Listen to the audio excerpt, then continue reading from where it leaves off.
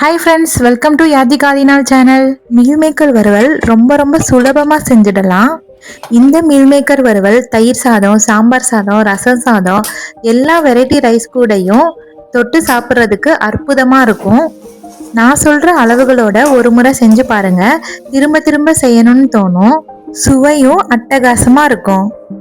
இப்போ வாங்க எப்படி செய்யறதுன்னு பார்த்துடலாம். அதுக்கு ஒரு வடைச்சட்டியில 4 கப் தண்ணி எடுத்துக்கலாம். இது 1 லிட்டர். இதோட 1 டேபிள் ஸ்பூனுக்கு கொஞ்சம் கம்மியா கல்லுப்பு சேர்த்துக்கலாம். தண்ணி நல்லா கொதிச்சதும் 2 கப்பு மீல் மேக்கர் சேர்த்துக்கலாம். இது கிட்டத்தட்ட 110 கிராம் சேர்த்துட்டு மீல் மேக்கரை இந்த மாதிரி கொஞ்சம் அமுத்தி விடுங்க. தண்ணி நல்லா படுற மாதிரி. மீல் மேக்கர் சேர்த்து 3 நிமிஷம் ஆயிடுச்சு. அடுப்பு ஹை ஃப்ளேம்ல தான் இருக்கு. மீல் மேக்கர் நல்லா டபுள் ஆகி வெந்து வந்துடுச்சு. இப்போ அடுப்பு ஆஃப் பண்ணிட்டு எல்லா மீல் மேக்கரையும் வடிகட்டி ஒரு தட்டுல மாத்திக்கலாம். நல்லா வடிகட்டிட்டு தட்டுல மாத்தியாச்சு. மீல் மேக்கர் நல்லா ஆறுனதும் கொஞ்சம் கொஞ்சமா எடுத்து இந்த மாதிரி நல்லா பிழிஞ்சு எடுத்துக்கோங்க. இப்போ இந்த மீல் மேக்கரை இந்த மாதிரி 2 கட் பண்ணிக்கலாம்.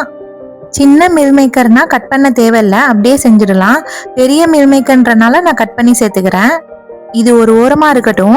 இப்போ வறுவல் செய்யறதுக்கு ஒரு வடைச்சட்டியில 3 டேபிள் ஸ்பூன் போல எண்ணெய் சேர்த்துக்கலாம். எண்ணெய் நல்லா காஞ்சதும் கொஞ்சமா கடுகு உளுந்தம்பருப்பு சேர்த்துக்கலாம். கடுகு நல்லா வெடிச்சதும் 1/2 டேபிள் ஸ்பூன் சோம்பு சேர்த்துக்கலாம். இப்போ இதோட 2 மீடியம் சைஸ் பெரிய வெங்காயம் குட்டி குட்டியா கட் பண்ணி வச்சிருக்கேன், அதையும் சேர்த்துக்கலாம். வெங்காயம் பாதிக்கு மேல வதங்கினதும் 1 டேபிள் ஸ்பூன் இஞ்சி பூண்டு தட்டி வச்சு சேர்த்திருக்கேன், அதையும் சேர்த்துக்கலாம். இஞ்சி பூண்டு பேஸ்டா இருந்தா கூட சேர்த்துக்கலாம். இஞ்சி பூண்டு தட்டி சேர்த்து பாருங்க, ரொம்ப டேஸ்டா இருக்கும். வெங்காயம் இஞ்சி பூண்டு நல்லா வதங்கினதும் ஒரு பெரிய சைஸ் தக்காளி அரைச்சு வச்சிருக்கேன், அதையும் சேர்த்துக்கலாம். சேர்த்துட்டு கொஞ்சம் கலந்து விட்டுக்கோங்க.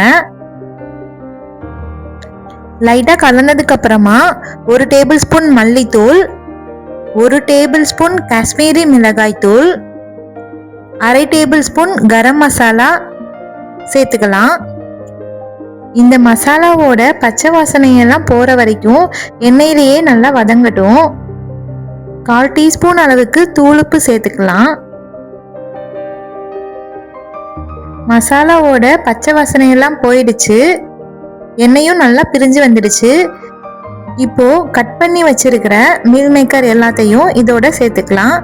சேர்த்துட்டு நல்லா கலந்து விட்டுக்கலாம்.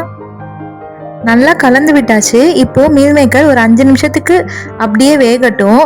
அப்பப்போ கிளறி விட்டுக்கோங்க, இல்லைன்னா அடி பிடிச்சுக்கும். அவ்வளோதான், மீல் மேக்கர் வறுவல் சூப்பரா ரெடி ஆயிடுச்சு.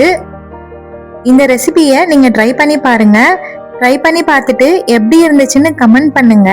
அடுத்த வீடியோல பார்க்கலாம். டாடா, பை பை.